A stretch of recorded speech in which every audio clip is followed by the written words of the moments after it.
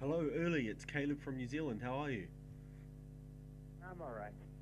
I just wanted to, You? yeah, I'm good, thanks. I just wanted to say thanks for the opportunity for this interview. It means a lot to us down in New Zealand. Not at all. I've always had a fond heart for New Zealand. It's good to hear from you. I haven't been there for some time. Yeah, it's been quite a You while. know, What are your memories of New Zealand?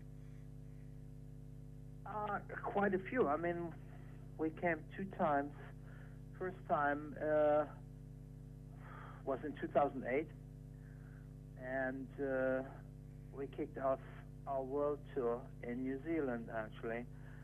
And I was just finishing my album. In fact, I had just mixed it, and we're still doing remixes while in New Zealand over the phone, or remasters. It was frantic. That's what I remember. And other than that, the guitar festival, there was the Taranaki, G-Taranaki Guitar Festival in New Plymouth, Yep. and that was quite a spectacular event. Where are you actually? Are I'm in, you? I'm Where in, are you I'm in in New Zealand? Auckland, New Zealand. Oh Auckland. yeah, Yeah, and okay, it's that's where the planes land. yeah, pretty much. I still remember the airport, and I'll tell you one thing: when we came to New Zealand, both times, it was like a culture shock in the nicest possible way. Because first of all, Air New Zealand is like my favorite airline. The attendants are also naturally friendly, quite different from a lot of other airlines. And then as soon as you enter the country at the airport, you have the feeling it's just like one big family. Yeah, absolutely. Everybody is so warm and friendly, and it's genuine and courteous, very much like England used to be many, many, many years ago. In England, you don't really find that anymore so much. It's been diluted with a lot of other cultures.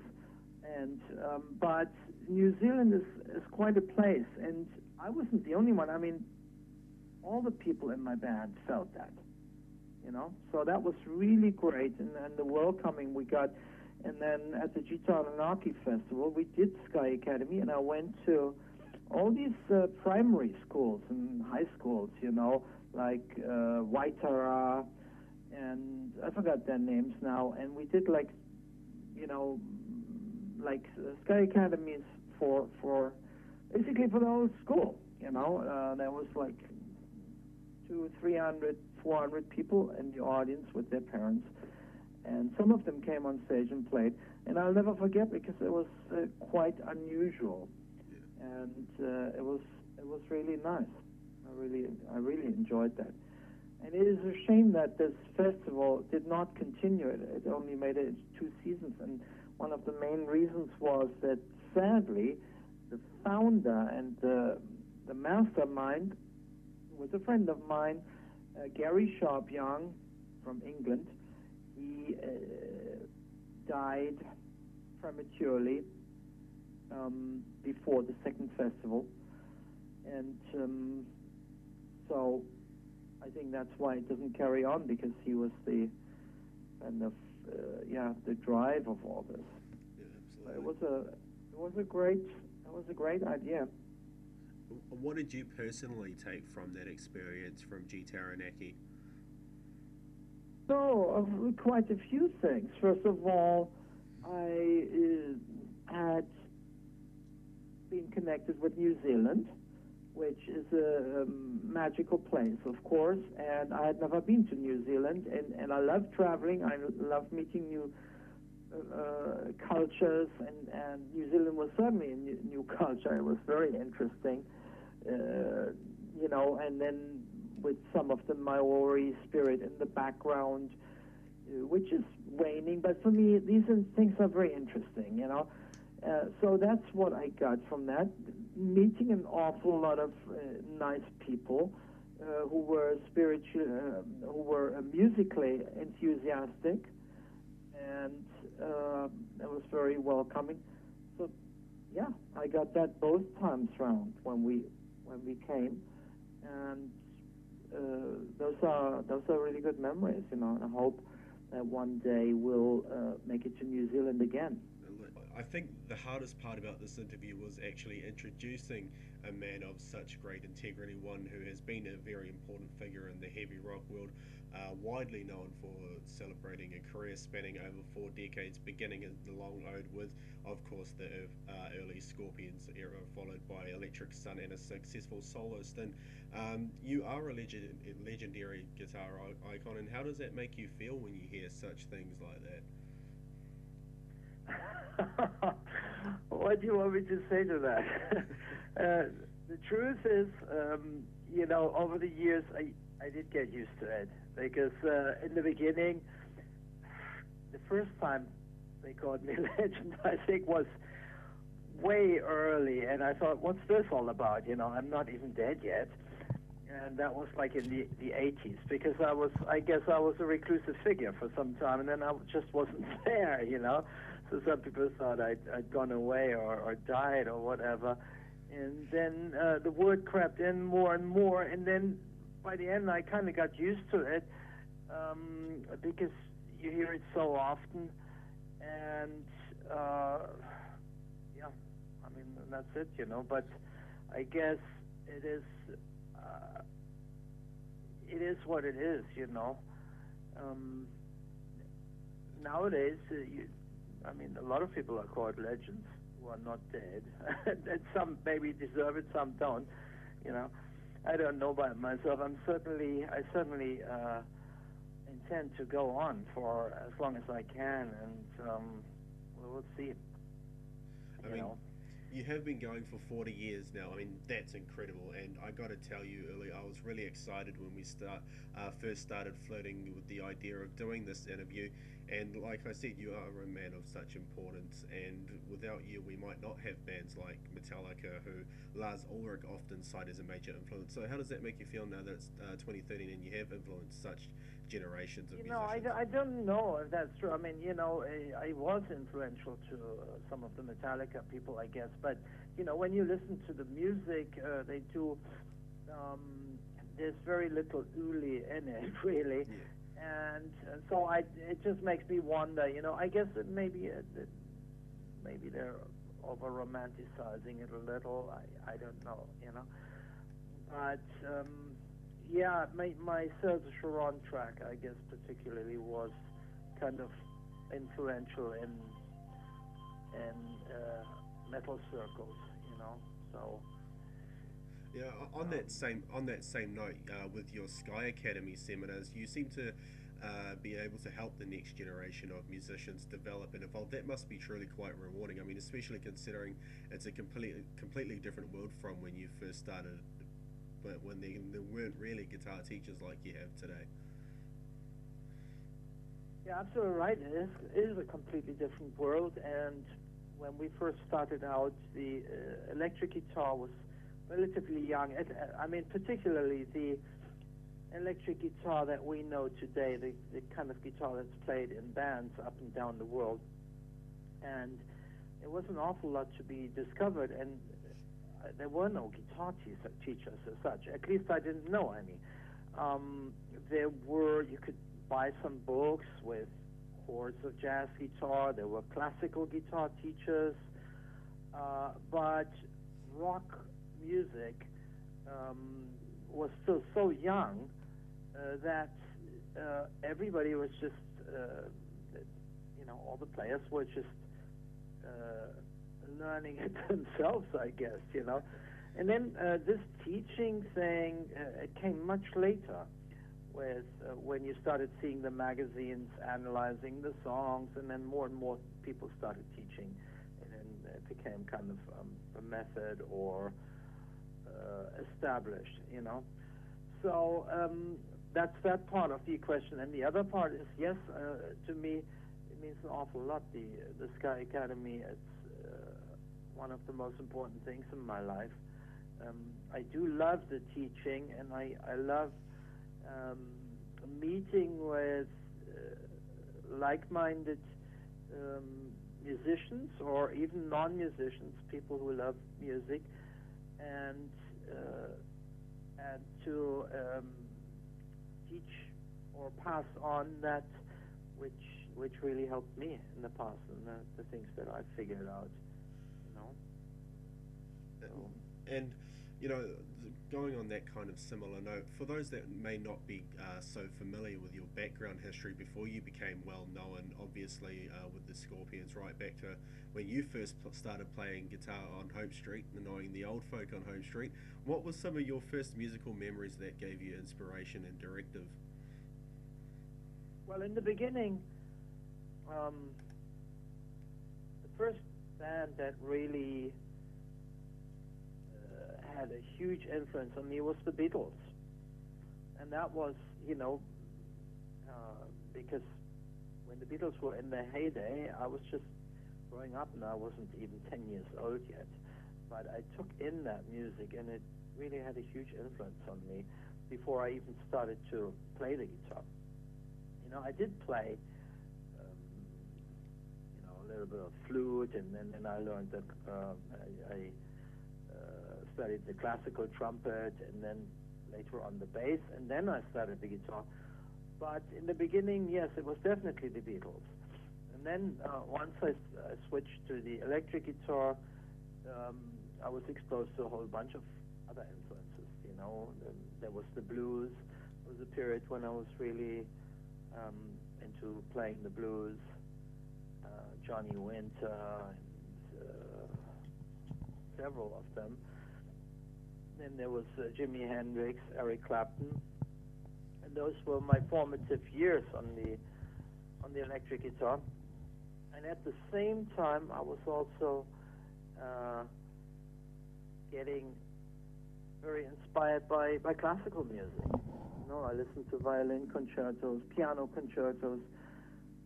I learned the piano, I learned the violin, and then these things I started to combine all these colors together in these different worlds. And but it was a gradual process, you know. In the beginning, these were two worlds apart. I mean, music is music, but you know, classical music in many respects is very different from rock music, particularly because it's electric. Rock music is electric, and it's much harder, much less subtle. And classical music has 400 or 500 years of history, and rock music maybe has 50 years of history, or 60 at best, you know, if you go down to early Chuck Berry or what have you, you know.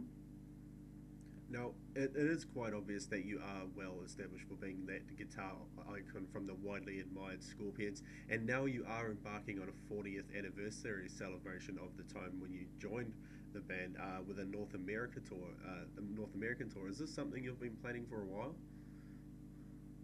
No, I mean, we have done the American tour.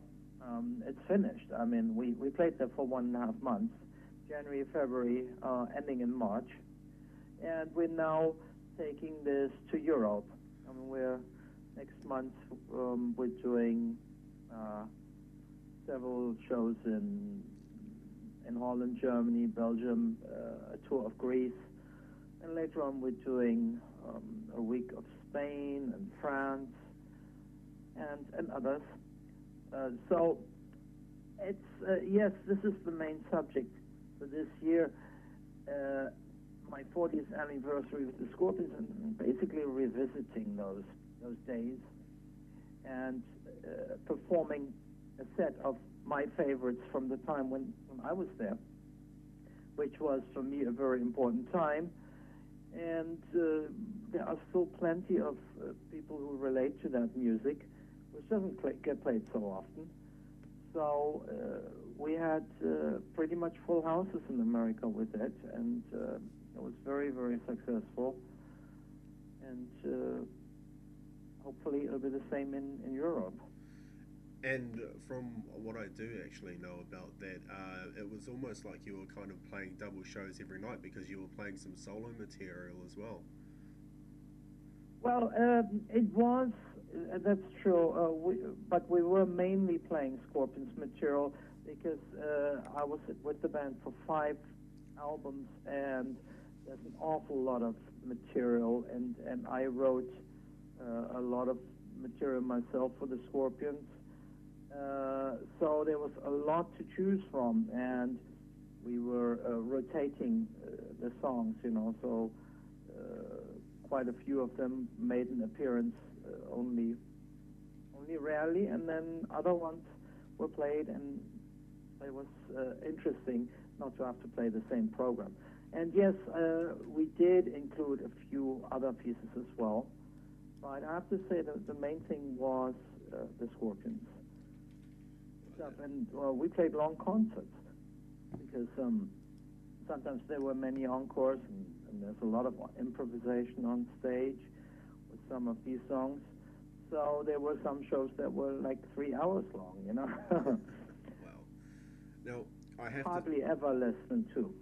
Yeah, absolutely. Now, I have to say you are such a pleasure to watch live, and it is clear to see that you have such a personal nirvana while you're performing live, and compared to, say, other bands. I have a what? A personal nirvana? Yeah, a kind of a personal stage presence compared to other bands, and they kind of know exactly where they're going, what they're going to do, and how they're going to do it. And these guys, while enjoy playing that in some respects, still like performing a job, but you never get that feeling when watching you play. Is that something important to you as ever now?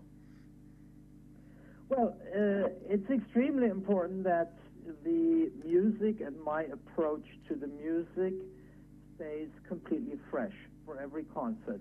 It's like, I'm having a song that's been written 40 years ago or 35 years ago is like, it's not easy to do something justice that's like almost from a completely different era of your own life.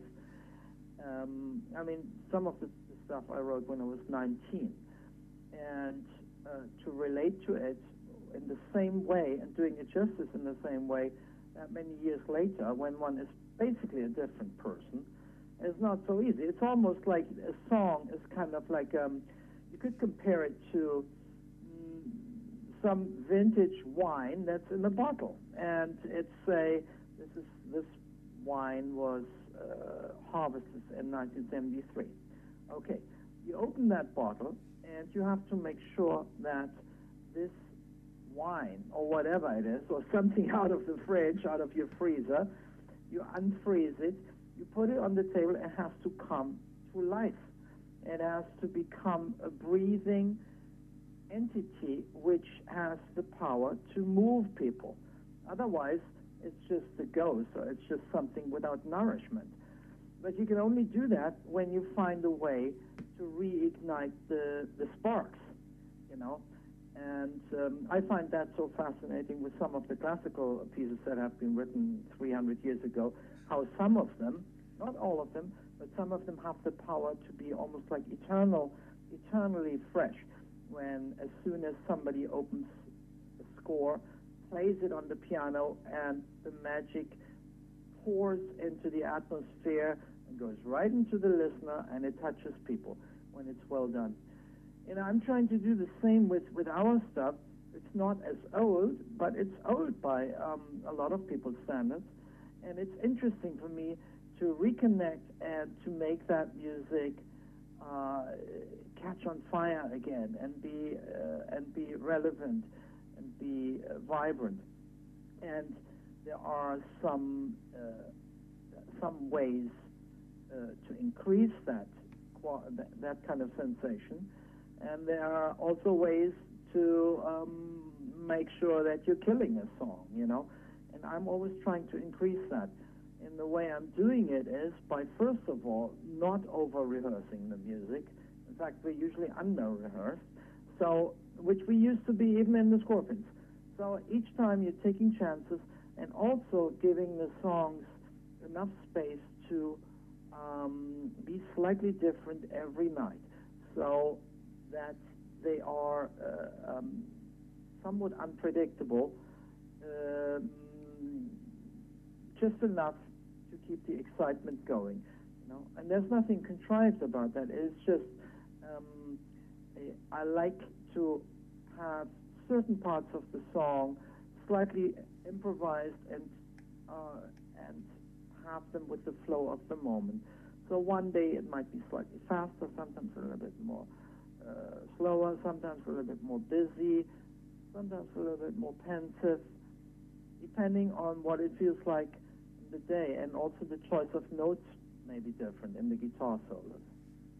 However, the most important thing is that we stay truthful to the main spirit of the song, which is captured in the melody, the harmony, and the sound that it needs.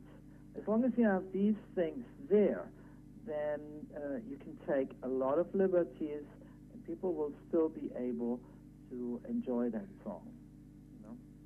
Yeah. And going on that, obviously I'm from a younger generation, and when I first started listening to your music, I had no idea about the conjectures behind the music you've written, and with that in mind, you are deemed an innovator and professor of the field of emergence between philosophy and conjectures and music. How have all of your experiences with life and music developed your compositional skills as a songwriter in today's trend-driven society? That's a very good question. I don't know if it's been really affected a lot by society. Maybe it has, but it's certainly my compositional skills or my abilities as a musician. They followed a certain linear path, meaning they have always gotten better and stronger throughout my life because I was never content with the status quo, and I was never content with that which I found, but I always went on to the next thing and explore more. So my contact with music is much deeper now than it's ever been, and my understanding of music is much better than it's ever been. In the beginning, when I first started, I only had intuition and a certain amount of talent, but I also was lacking experience, judgment, etc., and quite a few things, you know. And gradually, these things got better, and I've ironed out things that I thought were not strong enough, and I kept, you know, progressing. And to me, that's very, very important. You know, that doesn't mean that maybe I'll write a better song today than I did like 40 years ago. That's not really actually what I mean. It's more that now I'm able to create things on a higher level if I want to, you know. And at the same time, I used to write much more when I was younger because it was one of the priorities in life. Now I have to say it's not such a priority anymore, although I do still like that. But the Sky Academy stuff to me is every bit as interesting. And I spend an awful lot of time working towards the Sky Academy teachings, you know, writing them down and exploring and trying to, you know, get more to grips with everything. So it's really that. Now, if that makes any sense. yeah, absolutely. Just with that Sky Academy, obviously there are so many different types of genres, I guess, if you will, with the heavy rock and the heavy metal type of style, and you are considered such an influence on these classic heavy metal guitarists, and have certainly been sought out by all kinds of heavy metal journalists, except for like myself and media. But you don't really sound like you relate to the tag yourself, do you? I don't really relate to metal, you know. And I always consider, I mean, when I was in the Scorpions, if there was a tag, the band was actually called melodic hard rock, you know. And so that was in my mind what it was. And then I went away and kind of did the Electric Sun thing, which was definitely not heavy metal. It wasn't even melodic hard rock. I don't know what it was. It really fell completely out of all these categories in many ways. And then afterwards, I became even more removed from all that, and I didn't listen to really anything that was on the market. And at that time, heavy metal gradually evolved into what it was, and all these bands came to the forefront. But it was a time that kind of completely passed me by because I wasn't interested and I didn't listen to anything. And then later on, heavy metal was huge, and I still didn't listen. And whenever I did listen, it didn't really mean that much to me because I don't like the sound of it. I really don't like the sound. It's too distorted, it's not dynamic enough, and usually it's too dark, so it's usually not for me, although there have been some great bands, and sometimes when I hear something, I'll say, oh, that's interesting, and why not? But then usually when I listen to more than 10 or 15 minutes, then I have a desire to just switch it off or move on to something else. So that's so much for me and heavy metal, Yeah. I mean, and I have never quite understood why all these metal guitarists cite me as one of their main influences so often, because when I listen to it, I can hear my melodies or some of my of the things or runs that I came up with. I can hear that quite often in them, but just as much I hear also a lot of other influences, and it just doesn't feel like what I was trying to do. It's more like almost like how shall I say, some strange photograph that I can't really relate to. So I see a resemblance somewhere, but I don't quite get it actually. And Jimi Hendrix is, I guess, on that same sort of line. A lot of the heavy metal guitarists cite Jimi Hendrix also as a major influence, and you have quite a connection with him as well. And I guess so many people appreciate and celebrate some of his more commercial early efforts, but he was a very well-rounded player who explored jazz, blues, in multiple areas. Do you think if he had lived, Jimmy would continue to experiment with styles and genres? He would have continued to experiment full stop. That was Jimi Hendrix. He would have always created something new. He was a complete genius. Initially, in the early 70s, it might have been a strange environment for him because the 60s were extremely different, and then the music took a completely different turn. But whatever he would have done, I'm sure it would have been brilliant, and more than brilliant. It would have been inspirational, definitely for me. He was always somebody who was way ahead of the game of everybody else, and he was able to do things that other people can only dream of. And and he wasn't even a technical player. That was not what it was all about at all.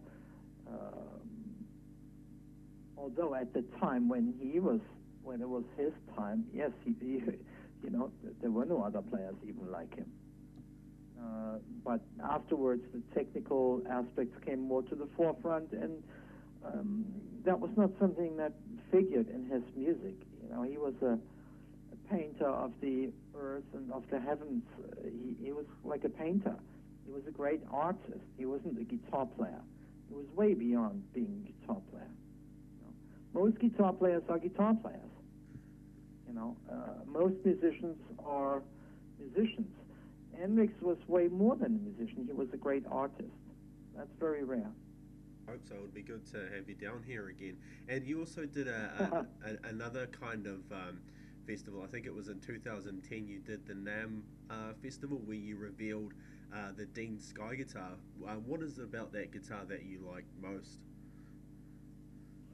The Sky guitar is very much a guitar that's tailor-made for my personal needs.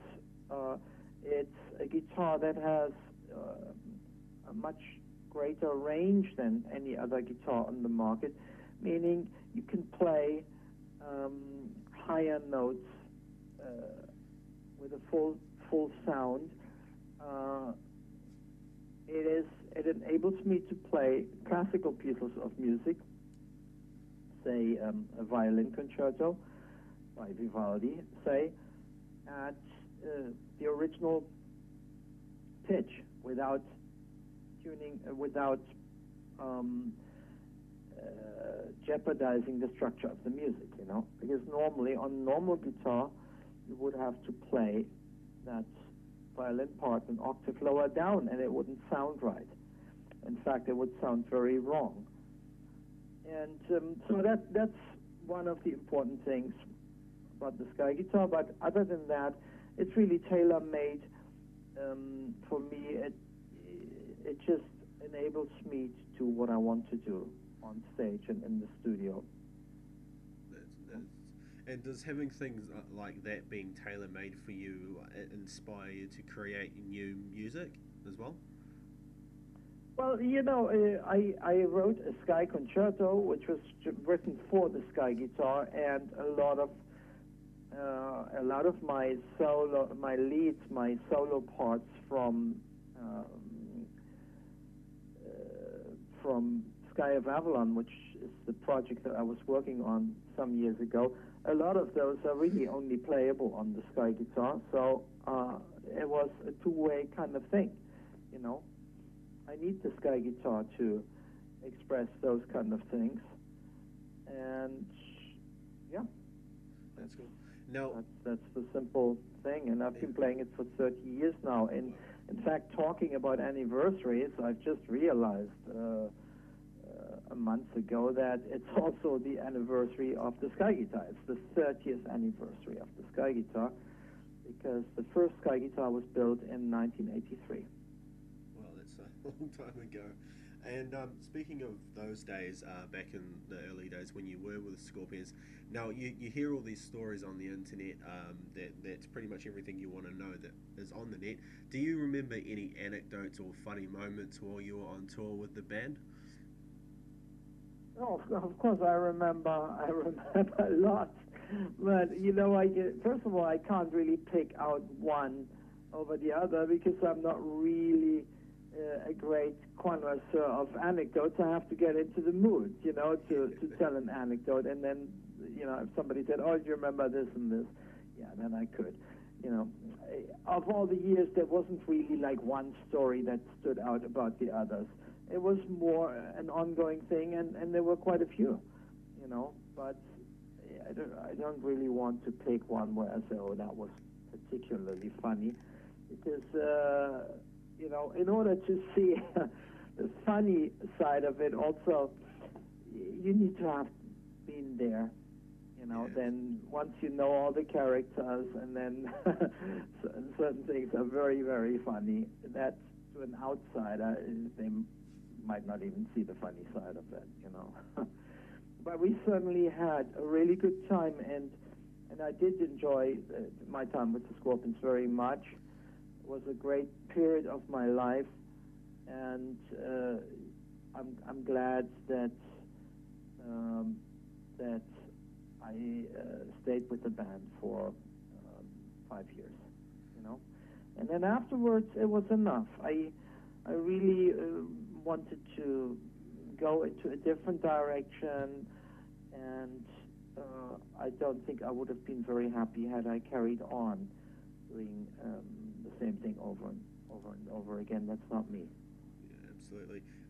When you went into writing the album Taken By Foce, which I think was your last full length with them before Tokyo Tapes, when you went into the writing of that album, did you know that that was going to be your last album with the band? Yes, I did, and the band did not know it. I remember Francis was also a good friend of mine, the bass player, and I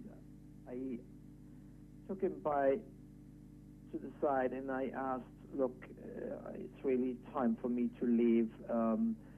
Should I tell the band before or after the album? And he said, tell them after the album. You know, with hindsight, I don't even know whether that was good advice. But that's what we did. And so after the album, I told the band, and then it still took like the better part of a year for them to go and find another guitar player. And I still carried on playing with them.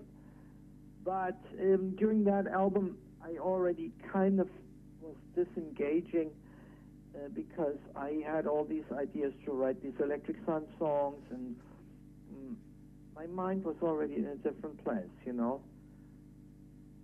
Now, So it was a time of change, my last year with the Scorpions.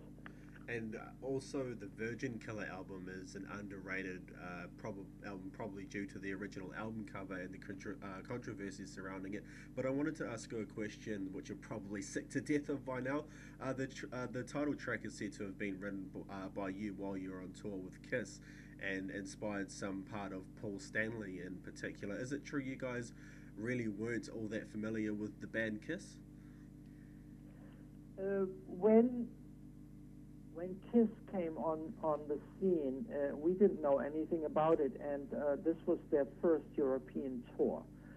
And Paul Stanley actually knew of the Scorpions. He had listened to In Trance, and he asked the promoter specifically to have Scorpions as the opening act. We only found that out afterwards. We didn't know anything about Kiss, and when when we had our first concert,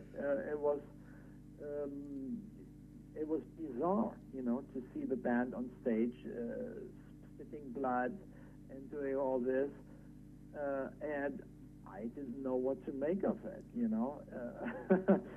It was funny, but also at the same time, I thought it was not so funny.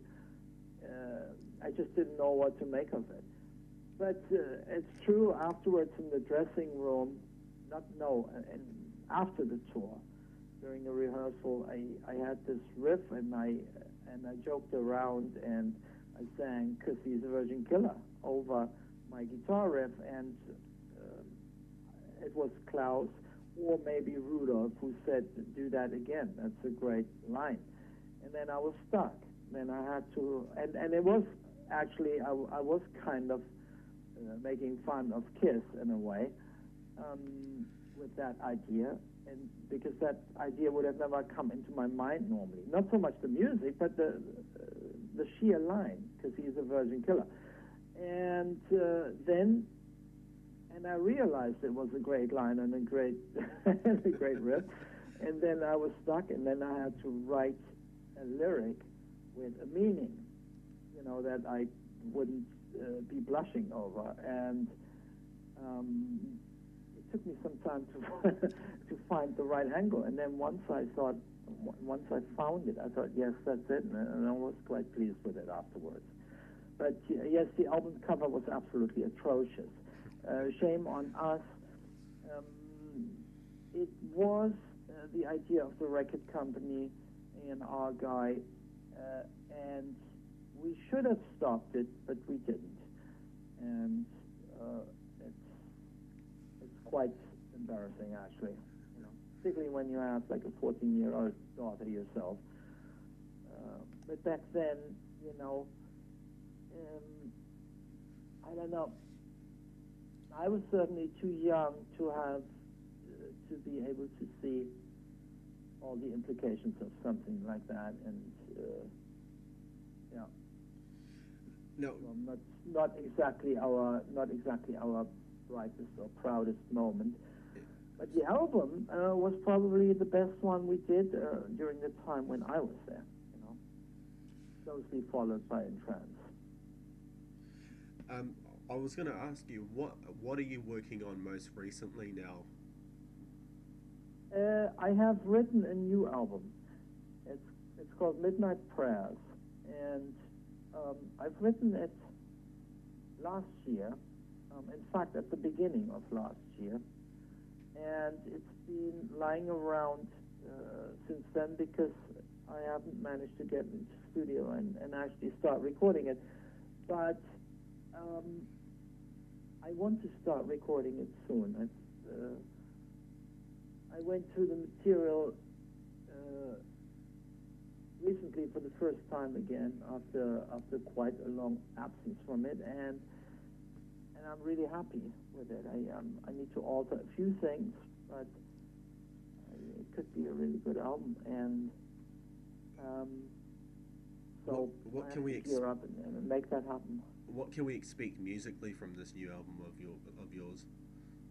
Well, it's very melodic. It's heavier than my last album. It's more rock oriented than my last album. There are touches of Electric Sun. There are there's maybe the odd Scorpions touch, but it's very much mentally a continuation of the path that I've been on in the last few years. So it's definitely melodic. Some of it is quite epic. There are a couple of long songs, but I would say that all of the melodies are very approachable, and nothing will go over people's heads. So, yeah, I'm looking forward to that one. In several respects, although doing an album is always daunting because the recording process sometimes I find it very painful. You know, I prefer to write music rather than record it. Once you're recording it, it's kind of already dead, and I get very. To me, it's always like a matter of life and death when I'm recording, and I don't know. Sometimes I wish I could lighten up about these things. Yeah. And saying that, what advice would you have to give young aspiring guitarists that are trying to make it in the world with today's, I guess, rock and heavy metal world being so oversaturated? I can give them no advice about any of that because it's a horrible business and it's gone down, down, down if you want to make a living from it. Very few people can actually do that. And I was lucky because I started early and I managed to somehow make a name for myself. But for up-and-coming people, it is very difficult. So that's why I don't want to advise on that.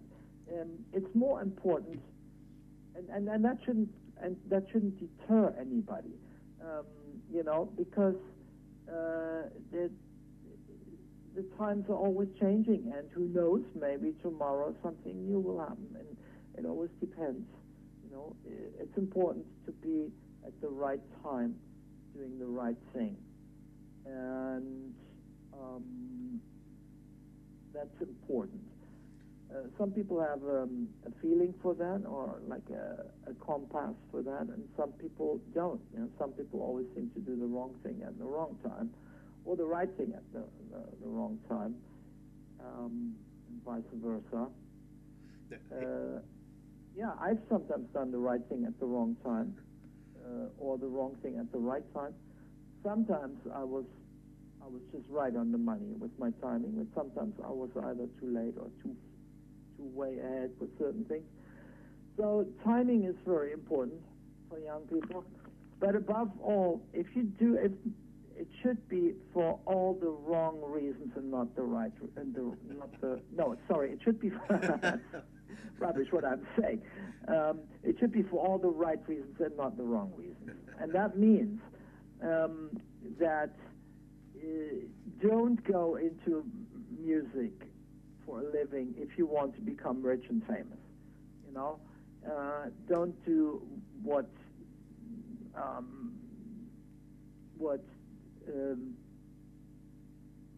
his name? Everybody else Simmons tells you. You know, if you want to do all that, then music is actually yes, you can have that, but very few people get that far. Most don't. Yeah. You know?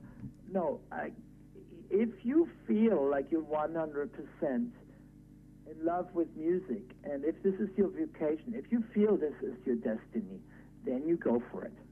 And then just go for it and overcome all the obstacles, of which there will be plenty. But once you feel you're in tune with your destiny, then these obstacles mean nothing. You will overcome them. You will just, ride to the crest of the wave. But you can't count on that, But when you feel you in tune with your destiny, and if music is your destiny, then that doesn't matter. Then you will count on it. And if you fall flat on your face, so be it. But at least you've given it your best shot, Absolutely. Now, But that would be my kind of advice, a mixed kind of bag of advice. That's actually a pretty interesting take on that. So thank you for that. And here's a question for you, Uli. How would you describe your career in one word? In one way? One word. In one word. One word. How would you describe That's a very good question, and I don't want to give the wrong answer. I would have to think a little bit about that.